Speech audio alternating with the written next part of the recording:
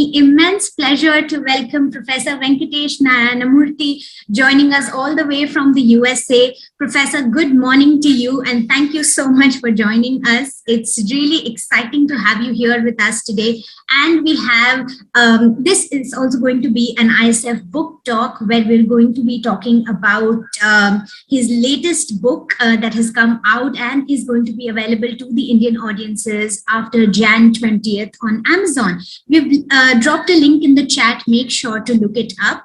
A quick introduction about our speaker here today. It is with great pleasure that I get to welcome Professor Venkatesh Narayanamurti, the Benjamin Peirce Professor of Technology and Public Policy, Engineering and Applied Sciences and Physics from Emeritus at Howard University. He's the former Vice President for Research at Sandia National Laboratories, a Fellow of the American Academy of Arts and Sciences, and an elected member of the US National Academy of Engineering.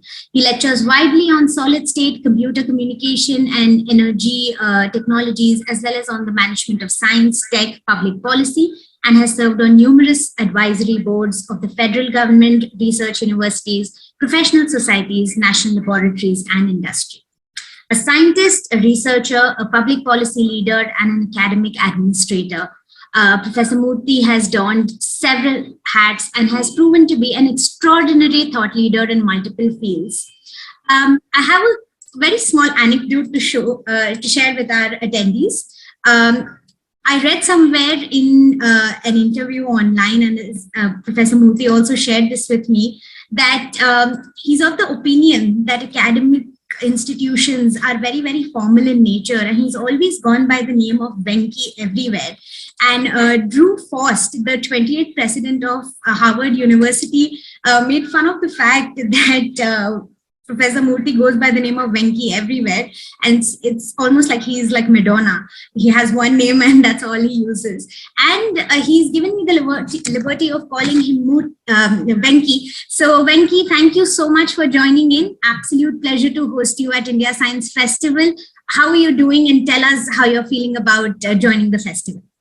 So I'm delighted to be here this morning, and I hope we can have a lively discussion. I joined in for the latter part of the last talk, and one of the things which we'll hopefully can discuss a little later, and is a central part of the book. In case I'm surprised that they're only showing it in India in January. It has been available in the States since November. I'm going to have to tell Harvard University Press, why is India treated differently? So it is widely available in the States.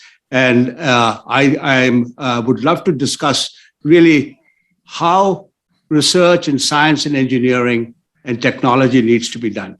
So that's, I think it's very important for the future of the world, and also for a country like India, which is developing at a fast pace. And of course, we have a long intellectual tradition in various aspects, but now how science and technology are to evolve is an important thing, and how it relates to society. So so the future leaders of India are presumably in this audience, the undergraduates and the graduate students, and that's why I went to universities, and that was also the case for Bell Labs. So I'd love to engage in a dialogue with you, and then hopefully indirectly with the audience.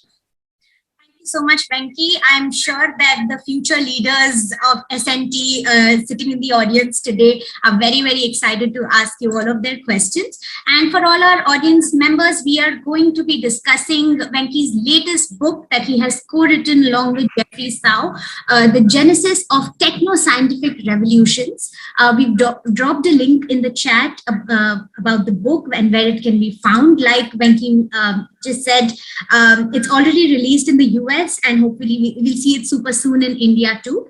I'm going to be asking Venky a couple of questions as I had the pleasure of reading the book myself a couple of days ago, and I request all the audience members to drop in their questions in the Q&A tab, and I'll make sure to relay them to Venky towards the end of this conversation. So Venky, I'm sure you've received this question a lot of times, but I'm also very curious to know. We've heard about scientific revolutions, we've heard about technological revolutions, but this book in particular, let's just look at the title. It talks about techno-scientific revolutions. I'm very curious to know why you used this particular phrase and what was the thought process behind it. Over to you. Thank you very much for that. That, of course, is the nub of the whole book. And I've been thinking a lot about this subject ever since I started doing first research in physics and in material science, and then over a long period as I got more involved with public policy. And I've discovered a common fallacy. There is Thomas Kuhn, a famous, in fact, a former Harvard professor, wrote a famous book on the structure of scientific revolutions. It was really about theoretical physics, the great theoretical physicists like Einstein and Newton and so on. And of course, in today's world, we all think of great technological things, from the iPhone, which is today, to in the past, the light bulb and the telephone, etc. But these were always thought as two separate kind of things.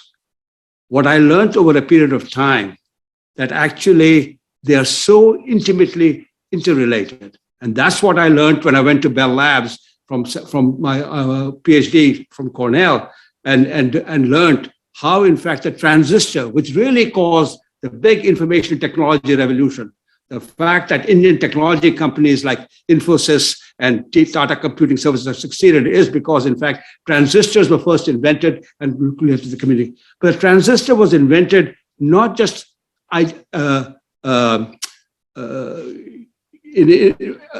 individually, but rather it was a union of physics, material science, and electrical engineering. It was actually a genuine merger. So in my view, technoscientific is an important part of the future. You heard this previous talk, I only came towards the end. If you look at neuroscience and if you look at biology, it turns out biology has a lot to do and similarity with engineering. Nature evolved in periodic time in complicated networks. Engineers design complicated networks, and in fact, they have a lot to learn from each other. Today, there are fields like systems neuroscience. Systems is more an engineering discipline. You have fields like synthetic biology. Synthetic is engineered materials. And you think of all of these features, the world has completely changed. And in fact, it is a missing term in the discourse. Technology and science are closely intertwined. Sometimes the technology leads the science, and sometimes the science leads the technology. It's a mistake to believe it all comes from pure science. In fact, technology came first. Humans, the key technology of the human are the eyes, the nose, which breathes, the ears through which you are hearing. And then engineering basically increases the technology by having telescopes, microscopes, etc., amplifiers, computers, etc., and they're adjuncts to technology. And eyeglasses and the steam engine came long before the laws of thermodynamics. Eyeglasses came long before we knew optics. So in fact, we've learned thermodynamics to make better steam engines. So we have to, the same thing, when in the transistor case, the physics and the engineering happened together. So we really want to look at this holistic union of these two fields and not think of them separately. It's a very important thing for future of education. We have too many engineering schools which really only want to go, and too many science schools which only want to do science. So we're talking about this deeper union. That doesn't mean the other things are bad, but this is an important missing element in the discourse. Have I made that clear? Absolutely. I think that's that is very well put. And I think that that plays into my next question very well. The byline of the book sort of goes like the nature and nurture of research, and you've spoken about this extensively in the book. So let's talk about the evolution of research over the years, especially since the festival is themed around continuum. Where have we come from? Where are we headed? It goes without saying that, you mentioned in a previous talk that the inspiration was for writing this book was because you and Jeff both believe that research was due for a rethink, one consistent with its nature as deeply holistic and its nurturing as deeply human. We would love for you to give us an example from your personal experience as to how the approach towards research has evolved through the years and what your expectations are for our approach towards research in the future. Yeah. So I think this is a very vast question. You could write literally whole books on it because people have written about history of science and history of technology, and we're now trying to do a union of the two. But I think what has really dawned on me is when I started thinking about nature of scientific and technological institutions in the School of Public Policy. I sort of knew it because I had worked at Bell Labs, I'd worked at Sanjay National Labs, and then in universities, and I'd had these varied experiences. And it turns out that most of early research, also when C.V. Raman did his work in India in 1930, it were isolated university places and other places in Europe and other, etc. And it was not a coordinated activity in today's world, where governments are putting significant resources. And the reason this happened was actually after World War II. Science and technology were becoming important. My own father went and worked for the Royal Air Force to design lightweight aircraft underground, and because in World War II. And of course, the United States won World War II because of the atom bomb, which was an outgrowth of physics and of engineering. But really there were other aspects like radar, proximity fuse, synthetic rubber, that in fact, the United States decided that there needs to be a large public investment in science and technology because they're so important for national security and also for economic development. And in fact, Pandit Nehru in India created the IITs as a recognition that in fact you needed to create institutions like MIT. So I think the real thing for me which bothered me was the public discourse in the United States, especially led by Vannevar Bush, Dean of Engineering at MIT. You all should go and read his famous treatise to President Truman and Roosevelt, Science, the Endless Frontier, where everything he ascribed the success of World War II to science. And I asked, when I was teaching my course at the Kennedy School, I asked a postdoctoral fellow of mine, Tolu Odomusu, who was supporting me and who wrote an earlier book with me, I said, just see how many times he refers to science and how many times does he refer to engineering. He referred to science 130 times and engineering 4 times. I said, you know, the atom bomb, you can say, fine, it was really Einstein and physics. But then the proximity fuse, I think of electrical engineering. If I think of synthetic rubber, I think of chemical engineering. I said, there's something wrong, that there is something misguided here. And then, of course, when I learned about Bell Labs and my own thesis at Cornell had taught me how important materials were, that you didn't do physics without the materials, and the materials had to be synthesized, they had to be engineered. They are essentially interrelated. Physics was too dominated by high energy physics and as a very pure, so-called pure discipline. And in fact, when Vannevar Bush wrote that article, he had one of his advisors, the former president of Bell Labs. He said, people were using the word pure research. In India, they use the word pure science, as if anything else is impure. And in fact, Frank Jewett told Bush, why are you doing that? Does that mean everything we do at Bell Labs is impure? And Bell Labs just made so many discoveries. So in fact, he changed the word and called it basic research. But Bell Labs had a view that you don't separate basic and applied research. That's the whole point. The transistor was invented because you combine physics with materials engineering and device engineering. And physics you learn by doing. It's not just a theory. It is you do an experiment and you try to verify that experiment. Only then is it real physics. It is physics about the natural world. It is done by actually verifying what you actually observe. So not to forget that. Theory is important, but it is only part of the story. Purity makes no sense. It is a holistic union of the two. And in fact, neuroscience, which is really how the brain works, which really how signals are, is really electrical engineering in many ways. And what we have learned in electrical engineering and neuroscience have to be brought together along with all kinds of other features, along with computing, along with how we do it. So I think this is really important. So I hope I've answered your question in some fashion. It's a very complicated story, which you really do have to, but I think those log jams have to be broken and they're beginning to be broken. So we should not just say we'll do science. This is a problem. We should say, what impact does it have? You might want to do some frontier in physics. There's nothing wrong with that. But you need to know, and the goal of research is a meta goal of looking for the surprise for what is new and what is different. Einstein was great, and so was Edison. You can argue who was greater. So don't elevate one to the other. We talk about diversity and equality and talk about all of these features. Think of that deeper union of disciplines. So it's a holistic view. That makes a lot of sense. I mean, I I do think that there is a disparity in the way we look at scientists and technologists. I mean, there seems to be this power imbalance of sorts. Yes. Too. Yeah. Yeah. And it's on both sides. The technologists can say, oh, look, you're just doing something, you're not at all important. And that's what we have to conquer. It's not an easy thing. And that doesn't mean advancing physics is a bad thing. It's not against physics. But we really have to think of it holistically. And I don't make physics more important than engineering or more important than chemistry or more important than biology. New things happen in each one of these areas. New things happen even in social science. So you really need to develop a very healthy respect for this. I think that ties into the next question very well. There is one aspect of the book that particularly appealed to me, in which you mentioned the 3 guiding principles for nurturing research related to governance, culture, and people.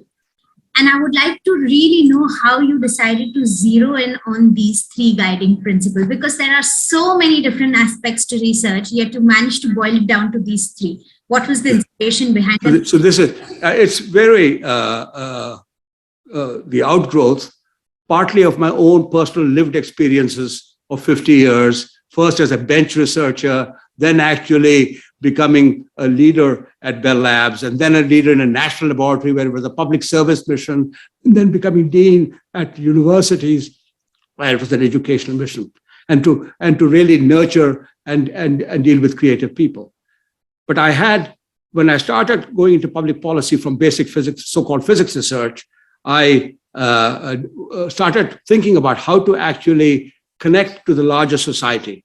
And I had this postdoctoral fellow of mine, and I said, Bell Labs was a great institution. We intuitively knew it was great. So many Nobel Prizes came and so many technology came. It was not just physics. It was all kinds of technology. And I said, we should really start articulating more clearly how such a place worked. And of course, it's not the only place. There are other great industrial laboratories. There was DuPont, there was IBM, there was Xerox PARC. And in fact, Germany had some great ones as well. So I wanted to, and I started now doing actually, if you like, social science by having this postdoc of mine go and interview a whole lot of people who had worked in these kind of institutions, at Bell Labs, at Santa Barbara, at Janelia Farm. Go look at Janelia Farm. It's a new institution in biology, which has actually been funded about 15 years ago, modeled after Bell Labs in the biology area. And of course, there are many such now. So I had him continue a whole lot of, so what others said. And then I tried to integrate all of these. And Jeff questioned me. He came and wanted to interview me. And then we said, we really need to synthesize this in a good way. So that's what then. So then I said, how do we synthesize it?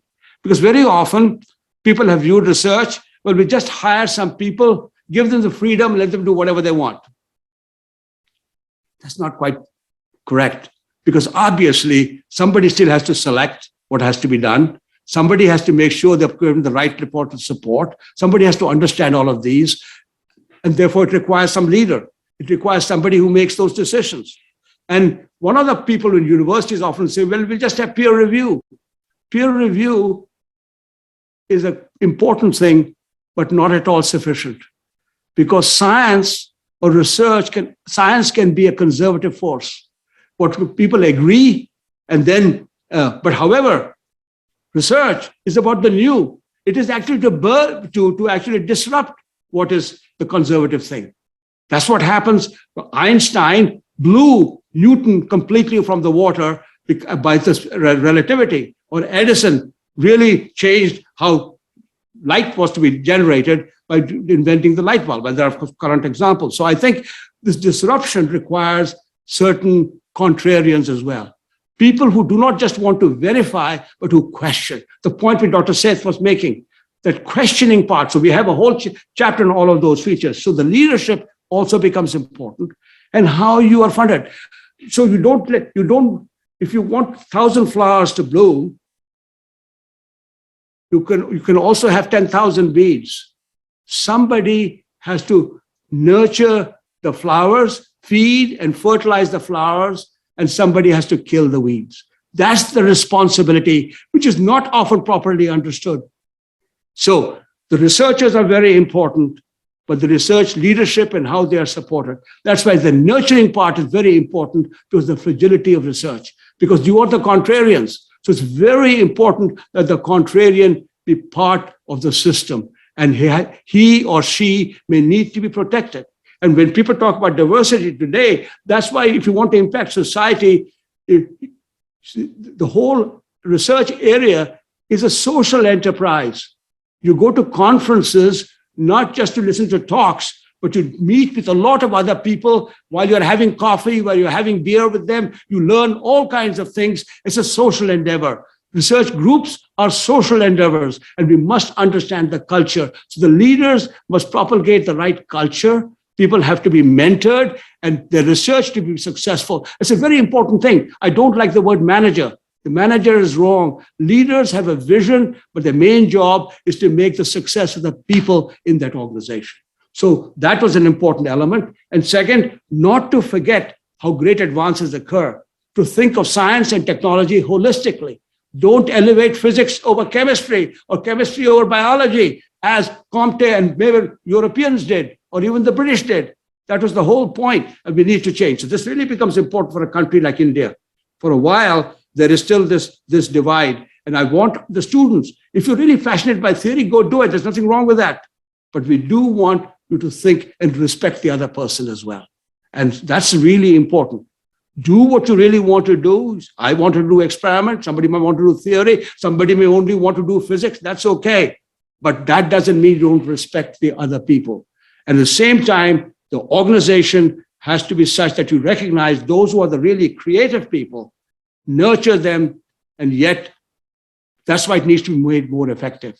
Sometimes you just throw the money around and we say, and research has a meta goal, a larger goal. So if you want to influence society, that has to be the meta goal, but there are a lot of proximate goals in the way, and the researcher needs to have flexibility to go across, not to be treated in a bureaucratic way as accountants would, but rather in a more nuanced way where in fact the long-term output is understood. So there are a whole bunch, it's very complex, but this is from a whole bunch of interviews, personal lived experiences to really identify these things. And very important part is to encourage the informed contrarian, a point which actually the previous speaker was making when I joined in at the end about the reason to have questions in addition to answers. Sometimes you only look at verifying hypothesis testing. You want to verify the hypothesis, but finding the right hypothesis is actually more important.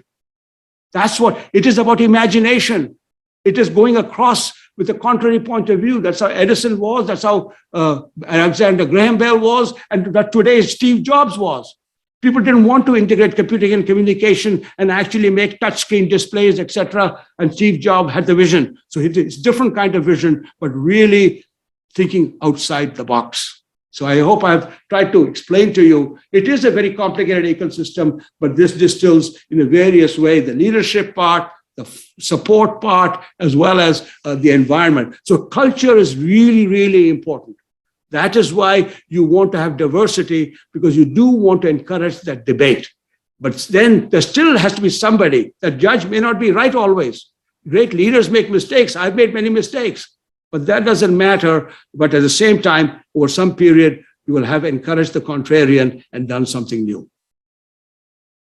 That was very well put, Venky. I do agree with you. There are so many layers to this. You can't approach it from a single perspective. There's just so many ways to look at it. And I completely agree with you when you say, I mean, there's nobody stopping you from doing the kind of work that you wish to do, but at no point of time does one science become superior over the other. And there's no need to look down upon any stream here. Everybody's doing relevant work. So, and this creativity in many disciplines, it requires different types of creativity. There's some kind of creativity for reductionist physics and some kind of creativity for complex systems like systems neuroscience. Absolutely. I think I'm going to move to the next question that I have. We're also getting a lot of questions from the audience. So I'll take them through the course of this conversation too. There's a very beautiful quote by Ralph Brown that has been paraphrased in the book. Research environments reflect human relationships and group spirit. In short, successful research institutions should never forget that they are human institutions and they should place people above structure. Research environments are often known to be restrictive in nature and more often than not quite repressive. Don't you think that our approach towards research has to become a lot more human, and that this will require a very radical shift in mindset that will take a very long time, especially in the Indian context? What's your take on that? Yeah, so of course, it's a long time since I actually worked in the Indian context. I did work for a year at National Physical Laboratory and for a year at the Indian Institute of Technology in Mumbai. And of course, it has changed a lot. My own father was a scientist as well, or a researcher. But I think the human environment part relates to my earlier discussion. It really is. Ralph Bohn was the vice president or director of research at Bell Labs, an IEEE Medal of Honor winner, when the transistor was invented. So he started giving, and transistor is arguably one of the most important technological discoveries, period. I mean, there's only, along with the light bulb and the telephone, the transistor, they probably are. And of course, now there are many more coming along, but they are different. So he gave speeches, and Bell Labs in those days had a very good recording system, and all speeches were actually recorded as technical memoranda. And in looking at the history, just another thing, when I said, how did I write this book? I had this undergraduate student in physics who actually was interested in history of physics and so on. And I said, go look at this archives at Bell Labs, call the Bell Labs librarian. And then she found this speech. And I said, there's a man who was the vice president of Bell Labs at that time. And will you just dig out his speeches? So she dug out his speech. And, it's never been published. I've now published it in my book. It is there. Okay. He wrote this thing. He says, they're really human environments. I can have a building and I can burn down the building. It's only a physical infrastructure which I can recreate. It's just a question of money. But if the physicists, the engineers, and the people doing the work are no longer there, the place cannot function. You can have the biggest, most shiny building of marble, but that won't do you any good. So the people become really important. So who you recruit, how you nurture and deal with them, and the culture, where Bell Labs was one where you were part of a giant family, there was civil rivalry.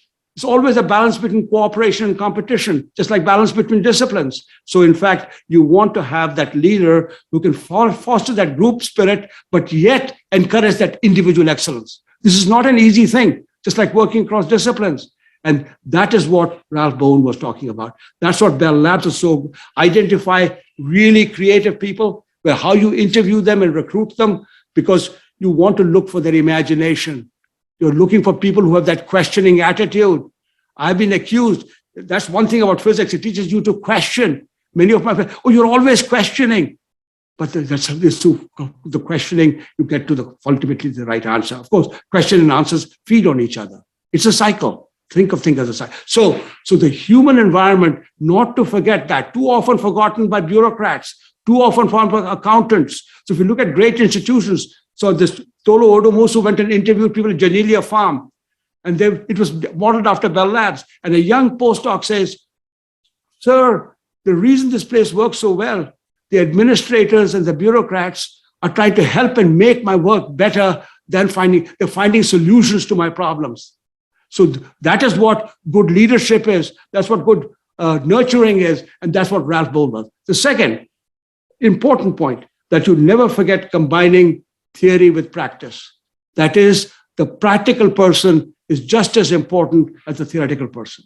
John Bardeen, double Nobel Prize in physics, sat side by side with Bratton, who made with materials the transistor as they took data. That was the hallmark. Furthermore, they just didn't say we did this. They actually put the signal into an amplifier and so that it generated sound. Only then did they call Ralph Bohn to the lab, say it actually worked. So if you have a great idea, you must actually take it to practice. We have too many labs in India where we just do some theory and never. So actually the joy which you get by seeing the fruits of your work actually come is really an important part of both physics and engineering, and more broadly of research. So you must actually connect it in important ways.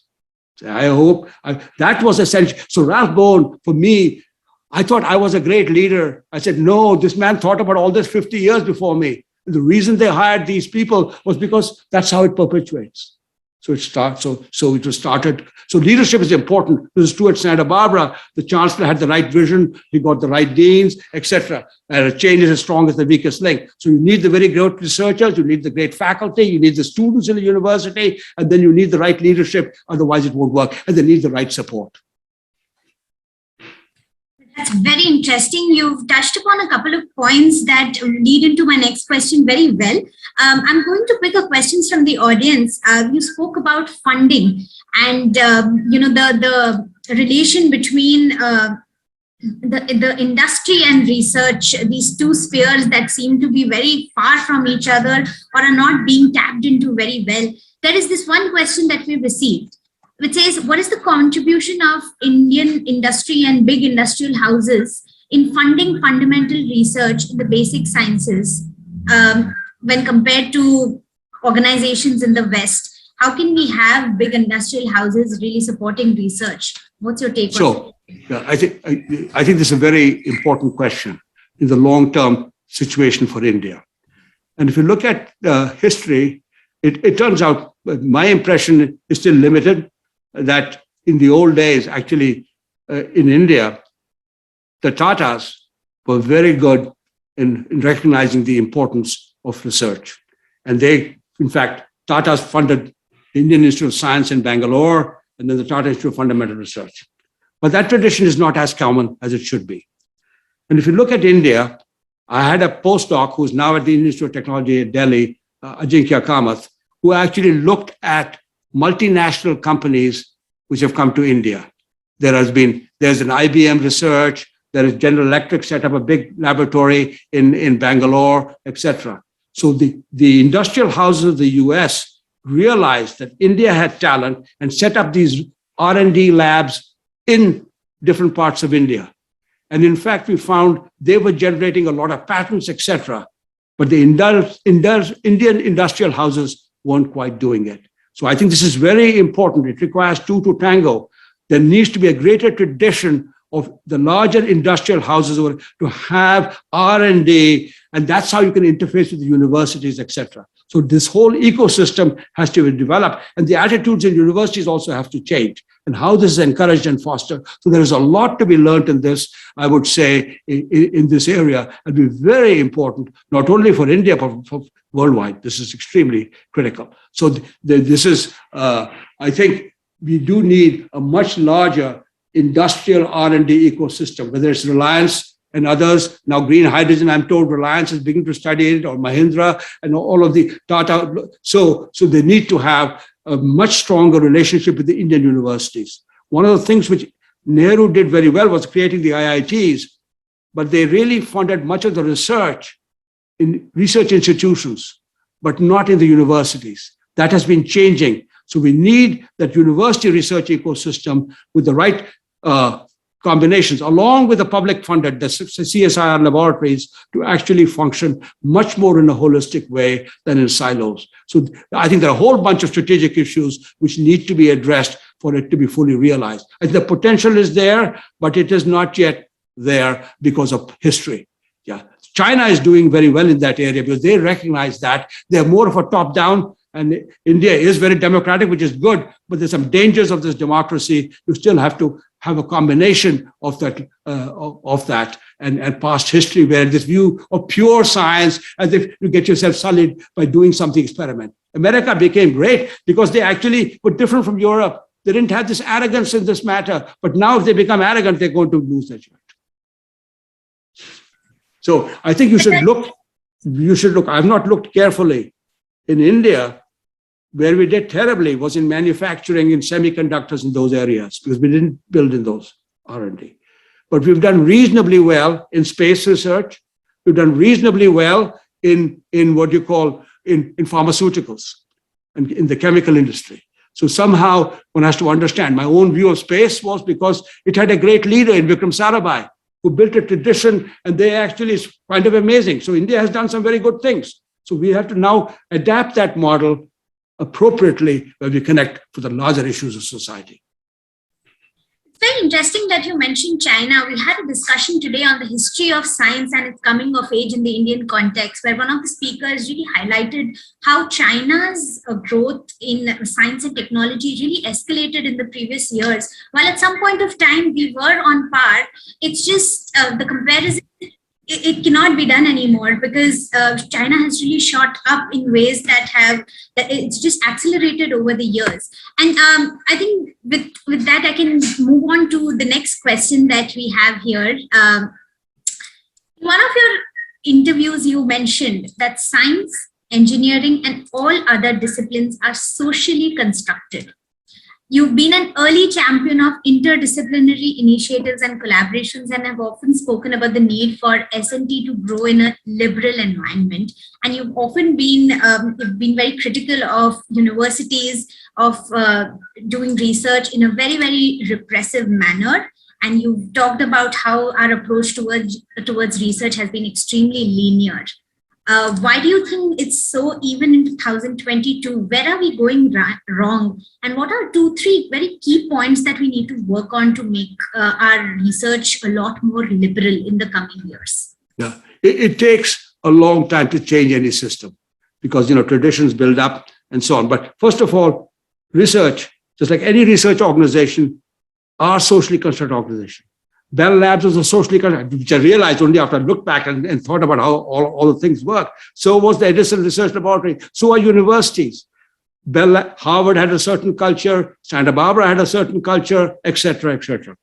So one has to understand that, in fact, it is not a monolithic thing, but I really think education, the ones which I've thought a lot about, is science, engineering, and technology, and its larger relationship. So I had this view, even at Santa Barbara, that technology had to be done in a different way than business schools. So in fact, when I looked at Stanford had been very successful. Silicon Valley actually came out because lots of Bell Labs people on the transistor went to Stanford, including Shockley and others, and that's how the ecosystem started. And in fact, when I went to Santa Barbara, people at Stanford wrote to me, Venky, you're very lucky. You're going to Santa Barbara, which is similar. But if you look at Stanford, they had a business school, but the technology came out of the engineering school. So the engineering was very important. And because they were not worried about management, they were worried about entrepreneurship, of actually doing something new. So at Santa Barbara, we didn't have a business school, and we realized that entrepreneurship could be a very important way. But we had to train the engineers in a different way of thinking. We had to train them to really understand some of the aspects of the business environment, but succeed in it with the curiosity-driven inventor mindset which engineers have. So I think there are several aspects here. Today, the thing which places like the Transistor and Bell Labs did was they developed communications technology. After all, this communication which we're doing over the internet here today is an outgrowth of that. And it is such a fundamental human thing that technology is no longer viewed like machines, like people had viewed in the old days, big factories and machines, but it's now in the palm of your hand, through your iPhone, through how we are communicating, etc.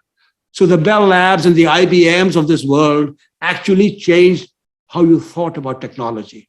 Because you had to deal with it, it became even more of a social activity. So it is important, since you must relate to the larger society, we have economists, we have business people, we have political scientists, we have artists and humanists, etc., that we actually train both the humanists and the social scientists in a different way. They must really understand in some ways what this iPhone is about. They don't understand how to make it in detail, but at least some of the basic principles of it. And the scientists and the engineers must understand how the society works. Because in fact, too often engineers, they're very strong in mathematics. I'm sure all of those who are from IIT, they're proud of all the math. They know more math even than physicists, because engineering relies so much on mathematics. And mathematics here is a tool. It's a technology, really, and you're learning. And so they were viewed as nerds. And that is not the right view of engineers. Engineers are the ones who want to change the world. They have a lot in common with arts. Arts are imagining which comes out of the human mind. And engineering is also an art. So in fact, we need to bridge these divides. There are some engineers you need who really will be very specialized, but you do need to create a cadre of people in this broader milieu. That is, you want social scientists who understand at least the underpinnings of the technology. I have a colleague, I started teaching course on technology and society, and people are used to electricity. They think electricity is clean because it comes out of the socket. They don't realize that the electricity is produced by some kind of burning coal or some kind of burning oil and all the pollution. So they don't even know exactly how that thing comes out of the socket. So I told Larry Summers, you can't have a Harvard-educated student not understanding this little bit. And you need to understand what ones and zeros are. What's the difference between a gene and a chromosome? If you don't understand those things, you're not a broadly educated person. So liberal education is an important thing, but it must change with the times. The social scientists and the humanists must understand at least how technology and science do. At the same time, scientists and technologists must understand some of the larger issues of society, that they must realize that their things are lots of unintended consequences. So they need to be sensitive to some of those unintended consequences and how you explain. If you look at the biggest crisis today, it is with the pandemic. The two biggest crises, climate and pandemic, both have enormous amount of uncertainty. It is probabilistic. And we still do not know how to communicate to the public the roles of uncertainty. And we need to level with them. And this is a difficult problem. I don't know exactly how to do that. It's a very complex system. And over some period, however, at least we must try. We do need some good communicators where they will realize there is uncertainty, but they will trust you. And that trust has been lost because we have not been giving them consistency. The physicists lost their trust. Nuclear power lost its trust because we didn't take care of the radioactive waste properly. So we need to be also think through about the unintended consequences and build the trust and the ethics in the system.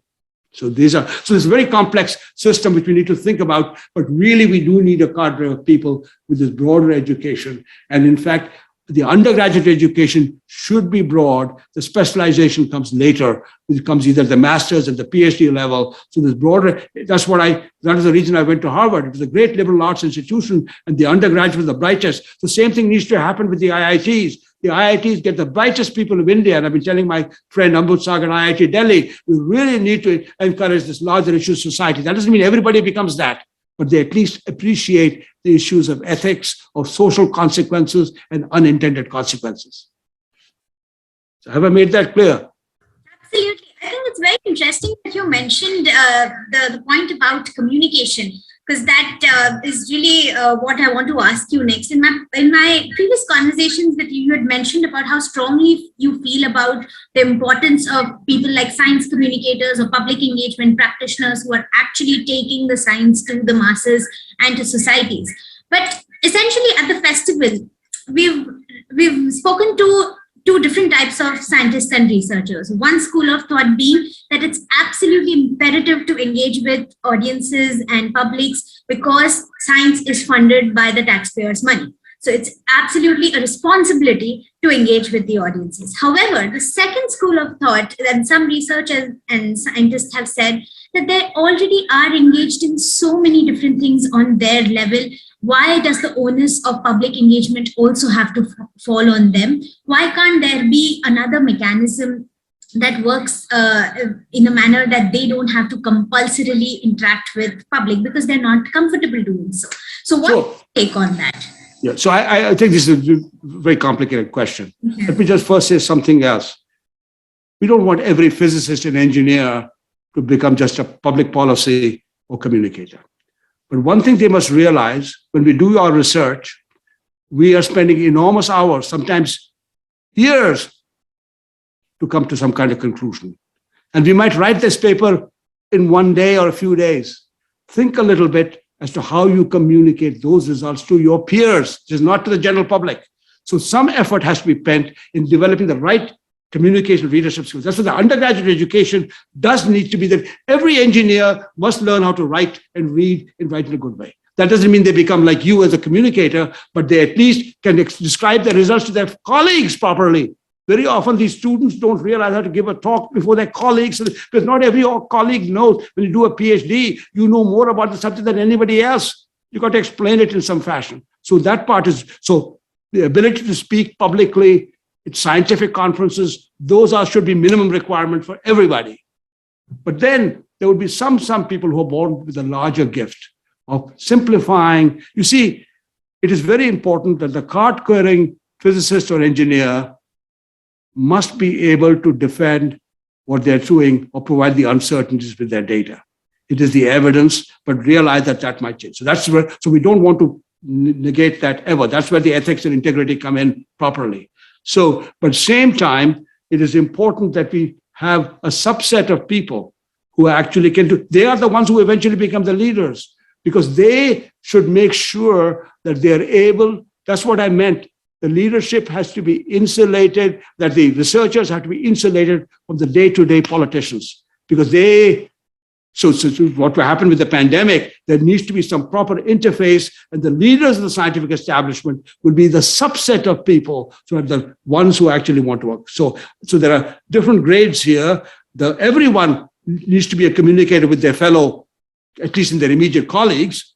But on the other hand, and even there will be some exceptions. There could be some people whom there's always a Mozart or an Einstein. We just leave them alone because they need to be. That's another part of the stuff. But there are always a few of those, and they should not be thrown out.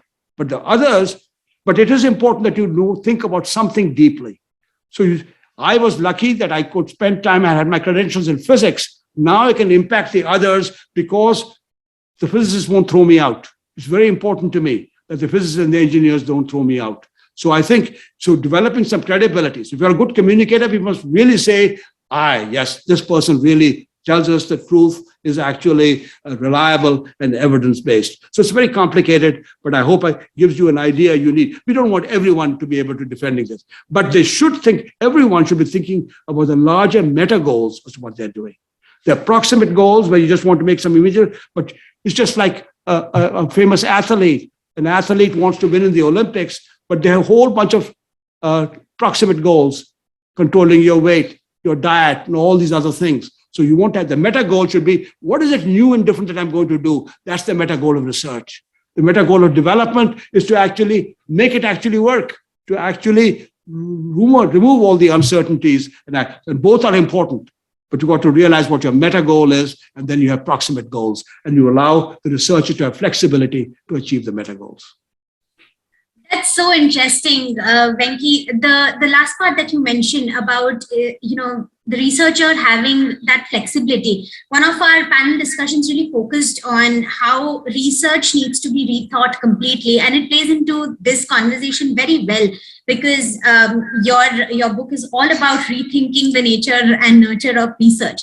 Now, there are so many very young science enthusiasts in the audience here today, and they've actually positioned a very good question.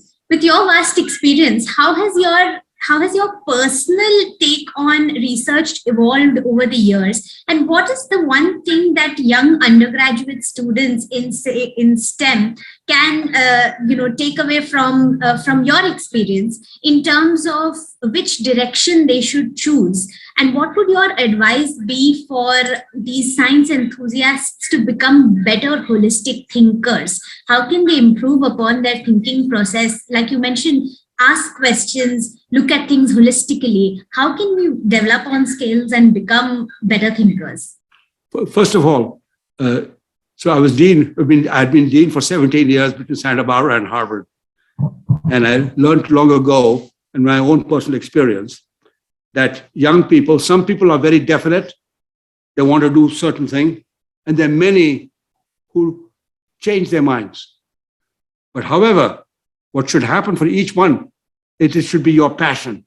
That you read, is this what really turns you on? So in the early stages, explore. That's the whole idea of liberal education.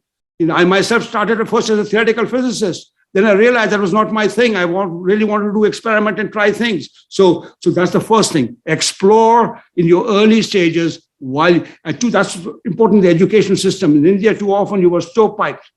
I went to a liberal it's St. Stephen's College, which taught me to debate and to be a member of other things. So I think there's a whole issue of Indian educational system which needs to be thought about. Then there's room for specialization, but there are too many specialized schools, but not these rather. But for the young people, the really bright people, follow your passion and explore. Take your little time in your undergraduate study to decide which is the area you really want to do. And on the other thing, every few years, do something different. You get stale after a point. In research, that's really important. In Bell Labs, every 5 or 10 years, and I felt that about my own career, even as a manager, as a leader. After 10 years, you've achieved as much as you can, and it's time for some fresh blood to come. So I think explore and go and see what turns you on. It may turn out that you really want to advance something in physics. There's nothing wrong with that. That's great. But have that meta goal, and you'll find that through exploration what really turns you on. So I think that's the other is, of course, you want to ultimately establish yourself where you're known in something. It could be in physics, it could be in engineering, it could be in communications, etc. And so over some period, and that should probably happen after your undergraduate career. There is always exceptions to the rule, right? But generally for the average person, and sometimes it usually happens after your postgraduate career that you really explore. Like people who will do theses. I decided I wanted, after my PhD, to do something different. That's why I went to Bell Labs, and that was great help. So what I'm saying is, don't follow exactly the same thing in your PhD thesis or your other.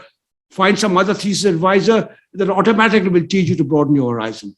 So there's a whole bunch that the leaders, the professors must encourage their students broadly. That is, not just have one professor, but allow the students to collaborate with other professors. The culture becomes really important. And that culture where professors need to interact with each other and be part of the community. So the whole issues of the educational system, that culture had to change in Harvard. Harvard is now very different because it was really individual professor, the individual student. And the other thing, you might respect your mentor, but the students should not be afraid of asking questions of their professors. That's one thing about America. People would that's why I was much happier to be called just with Venky. You call your professor with your first name. Or if you want to be really respectful, call him Professor Venky, but not in formal, dear doctor, and so on and so forth. So it just frees the thing so that you actually, and that should happen more and more, that you still respect your professor, but you can actually have a dialogue and a conversation. So I think there are a whole bunch of these issues. Some are cultural, some are actually what you learn. But for the young, passionate people, really, I actually think the IITs are great because they actually, just like Harvard was great because you got the very best people, but their education needs to be broadened so they can actually make this the greater impact. Not that they're not being good, but to make greater impact. So I hope this has helped answer that question. Absolutely, Venky, that was really lovely. In the interest of time, are we okay to take 2 more questions, or do you have another engagement, Venky? Yeah, go ahead.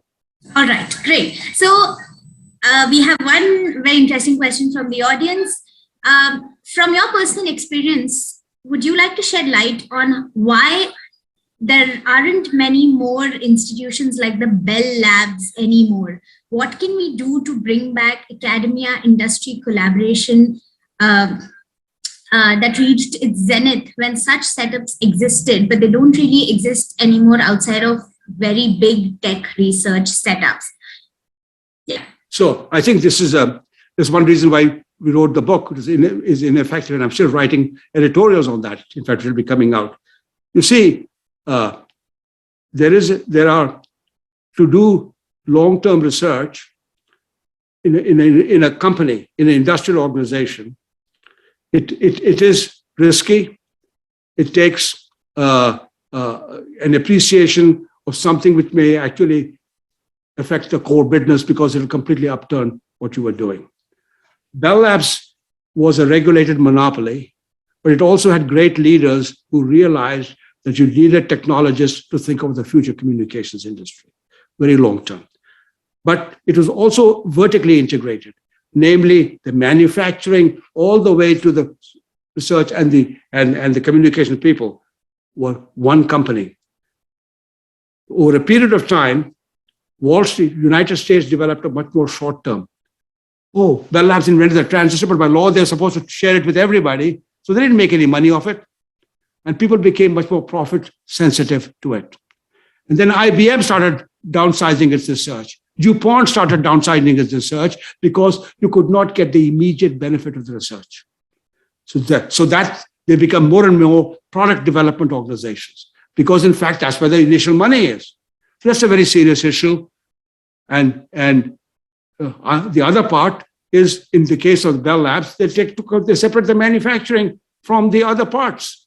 That's what happened even with electricity. Edison supplied the power and also did the manufacturing. And eventually Edison got broken up, General Electric got broken up, and eventually you find a chaos. So I think there are whole issues of size and scale, and the philosophy of the Wall Street. So Wall Street in the United States is very short-sighted, and I don't know the Indian situation as much, but I do see large Indian companies need to invest much more, and say a small part of your thing is a risk capital. If that doesn't happen, otherwise, there has to be some government lab which also has industrial output. That's what China has done in a big way. And the defense is that way. So in fact, somebody has to have the horsepower by that I mean the scale to actually fund this longer term work. So there are huge issues. In the United States, it's a great debate because there are people who don't believe the government should fund, and that is the job of the industry. But the industry won't do the longer term work. And ultimately, there has to be a new compact. China is doing that. In the defense, that's always been true. We always actually work the industry along with the government. But that needs to be the case for some of these other things.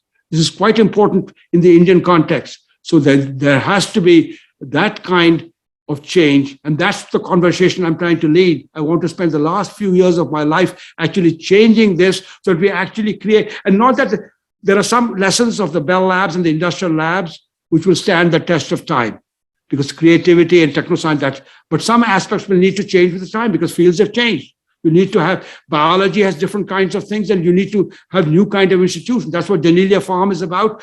Harvard has made some new institutions like Broad Institute. India needs to have the whole university system along with industry has to be thought through in that new and holistic way and with new appropriate leaders. So I think that needs to happen, and great leaders will become important. And in the United States, fortunately, the private entrepreneurs, some of them have been good at it. They're funding this aspect, but the government is still a bottleneck because they don't have quite enough of the resources. Either the companies have to encourage to do that so they get some credit for it, just like Bell Labs did, or there has to be ones of that scale. And finally, with AI and machine learning becoming so important, actually, there has to be some kind of new compact. AI will never become really good unless it really understands how the human brain and neuroscience works. And in fact, I actually believe it has to be an adjunct. And in fact, the whole social construction of the technology will lead the generation of new kinds of Bell Labs, will encourage this interdisciplinary breaking of boundaries, etc. And that's for the very long-term future. And in new areas like quantum computing is going to change big time.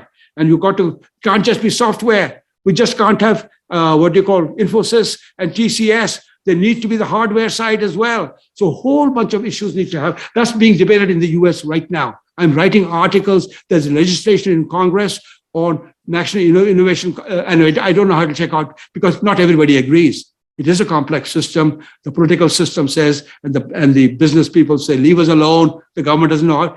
But I think for a while, China might have actually figured this out. There is a balance. It is actually a combination of the private, the entrepreneurial, as well as the public. So there is this. It's a very delicate. It has to be. That's why you need leadership of the right kind. So there are times, and I think India is a great country. Eventually, leaders will arise. And same thing I think of the United States, that hopefully there is Elon Musk who actually has appended it. There are some great leaders, even in the private sector in the US today, and then even Google. DeepMind is a good example of what Google is doing. So there are new kinds of Bell Labs. That's Bell Labs 2.0, but there'll be a Bell Labs 3.0, which will actually have a deeper use. But social sciences will have to come in more intimately. Because in fact, that's what computing has done. Social media, that today there's debate, should we break up Google and Facebook? I'm not a fan of Facebook, but they should not be broken up. They need to be regulated. They need to be regulated and they need to get a public service mission. It needs to be made clear because there is this argument between free speech and all these other things. Somehow we got to come to terms, and there's talk of just breaking them up. If they break up, you'll have the same thing. Bell Labs will be gone, and the US will lose. I'm speaking now as an American. And the same thing is, so the public policy leaders have to understand the consequences of that. The economists have to understand the consequences of their actions. The very serious consequences. In the US, they said, we will let the manufacturing be all done in China. Of course, China did, and that's what happened with the US. US did the manufacturing, Europe was doing the research, but then eventually the researchers moved to the US. Now the researchers are moving to China.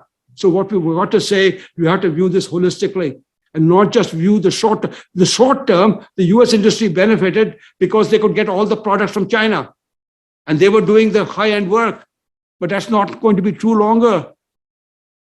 So this is very, very important. Therefore, India must have a strong manufacturing component. They may decide it is in biosciences with pandemics and vaccines, and because of space and other things, they lost the semiconductor business, and there they will rely on China, but they must be strategic and must invest in a way and still think of the long term. India has to be a great, and that's the case for US. I'm an American now, and that's what I'm fighting for. Even at my old age, that's what I'm writing an article every day on it and arguing with others. Oh, just let's leave the researchers alone and all these other things. So I don't know if I've answered your question. No, you did. You definitely did. And, here's hoping that you mentioned the need of good leaders. Here's hoping that the attendees have really taken back something useful from this session. And here's hoping that some really significant leaders of the future are sitting with us in the audience today and will go on to do great things for SNT, for all of us. And Venky, with that, we've come to the end of the fireside chat. If I can ask you one last question before we end this session, slightly digressing from the book, but very important topic indeed. What do you think is the role of public engagement platforms such as India Science Festival in building bridges between science and society? So I think this is, I actually want to compliment you on that we're actually reaching out and going very broadly. That's kind of important. And over a period of time, you'll be hopefully developing an ecosystem. And it's a complex system. We do let the individual flowers to bloom here, and and some of them will do different. There's not one single answer. It's multiplicity of answers. So I would encourage more and more of this. But at the same time, I do see the limitations. Maybe I'm an old person. I do believe that everything is human, that ultimately, one must never forget that the virtual world, the computing generation is extremely powerful tool, but it's an adjunct to humans. And therefore, the human interactions must, so how we hybridize, that is, it'll be time for us to meet personally. We actually engage with the students in person, eyeball to eyeball, which you can't quite do in this way. And hybridize, where you use the virtual technology to enhance that interaction. So I think that eventually it'll evolve. I usually believe answers are hybrid, and the same thing will happen in a new compact between industry, the public sector, and universities. And there will not be one answer. There cannot be. It's a complex system, but the system must evolve with that. It can't be a monolithic communist system either. That's why I have hopes for India and the US that long term it'll actually come to pass. So I think don't object to everything which the Prime Minister might do, because, in fact, some things might need to change. So I don't know. Yeah, it's interesting. I have enjoyed it very much. So I would very much encourage you to continue this kind of dialogue, but also encourage the great individual entrepreneurs, the highly successful business people, to think about what some of the investments that they have made in our public institutions at the United States. That's been a strength of the United States. I came to Harvard because it had an endowment, because Bill Gates gave money for creating a computer science building. And so it is, and they should be, however, it still cannot be managed by those home entrepreneurs. They need to have a hands-off, they're given the money, but there's a certain philosophy. So that whole That's beginning to happen, but needs to happen much more seriously with the very second. Tatas, I think, had in general a very good ethos in this. I hope many of the other successful ones, from Reliance to Mahindra to Infosys creates the Info Science Foundation, and I know Chris Kopalan and Narayanamurti have been doing some of these other features. It's very important that they play an important role in this, because they, and in fact, they can be in biotechnology and others, so we need to really begin to think of those new compacts of bringing them together in some fashion, because that's what will make India different from, say, China, but a little bit of the positives of which the United States has actually done well. Absolutely. Thank you so much, Venky. So keep encouraging that. Bring them in. Bring, in fact, Ambani and all of them into the conversation, so they actually learn to separate and actually develop within their own companies as well as relationships. They have their own competition. For the next session. Here's hoping Ambani does come for the next session and possibly funds the next festival. Yeah, and you might get somebody from Tatas. Tatas do have a record tradition. And I think Infosys is beginning to develop a bit of that tradition. Yeah. But they need to have so I think you really do want to keep encouraging that and grow that in a good way. That will be very important. For sure. Actually, India Science Festival is associated with Social Alpha, which is one of the endeavors of the Tata Institutes. It's interesting that you mentioned the ecosystem, because I do know that Varun Agarwal, the founder of the festival, when he planned the festival and he thought of this public engagement platform, his vision was to bring together the entire ecosystem together to collaborate and move ahead. And he of it in a very holistic manner, and here's hoping that we continue to keep doing this in the coming years and keep engaging with you in the coming years. Venky, this was an absolute pleasure. For all of our attendees, please do check out his book. We're going to drop a link in the chat. You can read all about his work. Venky. Just as a point, by the way, the book is supposed to be published also by HarperCollins in India, and that will be a very cheap edition, which might be very valuable for some students. So I don't know what the Amazon is, but the HarperCollins edition, which I don't know when it's going to come out, it is supposed to be at a relatively modest price. This is not to sell my book. I don't make any money on it, but there are some important lessons there for it. Okay. Thank you. Bye-bye. Thank you so much, Venky. Thank you. It was absolutely lovely chatting with you. Hey!